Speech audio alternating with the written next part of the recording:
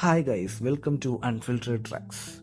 കേരള രാഷ്ട്രീയത്തിലെ കണ്ണൂരിലെ സിംഹം എന്ന് അനുയായികൾ വിളിക്കുന്ന കെ സുധാകരൻ ഒടുവിൽ ആയുധം താഴെ വെക്കുകയാണോ, അതോ ഇത് വരാനിരിക്കുന്ന വലിയൊരു കൊടുങ്കാറ്റിന് മുൻപുള്ള ശാന്തതയാണോ? 2026 നിയമസഭാ തിരഞ്ഞെടുപ്പ് പടിവാതിക്കൽ നിൽക്കെ കോൺഗ്രസ് ഹൈക്കമാൻഡും സുധാകരനും തമ്മിലുള്ള പോര് മുറുകുകയാണ്.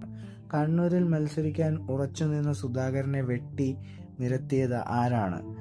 ഇതാണ് നമ്മൾ ഇന്ന് യഥാർത്ഥ രാഷ്ട്രീയം നമുക്ക് പരിശോധിക്കാം. Welcome to the video.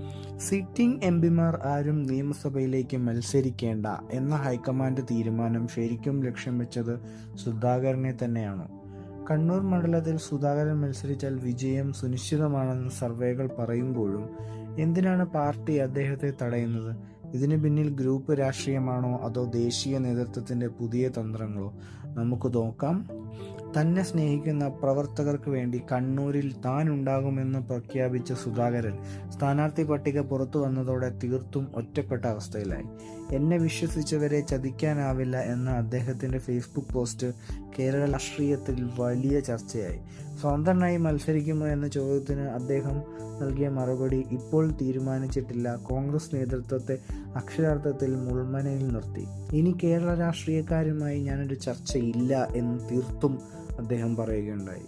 KC വേണുഗോപാലും മറ്റു മുതിർന്ന നേതാക്കളും ഇടപെട്ട് നടത്തിയ ആ നിർണായക ചർച്ചയിൽ സംഭവിച്ചതെന്ത്?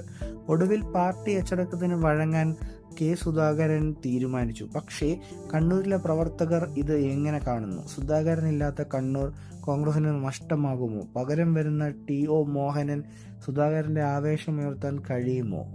സുധാകരൻ ഇപ്പോൾ പിന്നോട്ട് പോയിരിക്കുന്നത് തോൽവി സമ്മതിച്ചുകൊണ്ടല്ല, മറിച്ച് വലിയൊരു ലക്ഷ്യത്തിന് വേണ്ടിയാണെന്നാണ് രാഷ്ട്രീയ നിരീക്ഷകർ കരുതുന്നത്. മുഖ്യമന്ത്രി സ്ഥാനത്തേക്കുള്ള ചർച്ചകളിൽ തന്റെ പേര് നിലനിർത്താൻ ഈ വിട്ടുവീഴ്ച അദ്ദേഹത്തെ സഹായിക്കുമോ? വരും ദിവസങ്ങളിൽ കേരളം കാണാനിരിക്കുന്നത് സുധാകരന്റെ തീപ്പൊരി പ്രചരണമായിരിക്കും.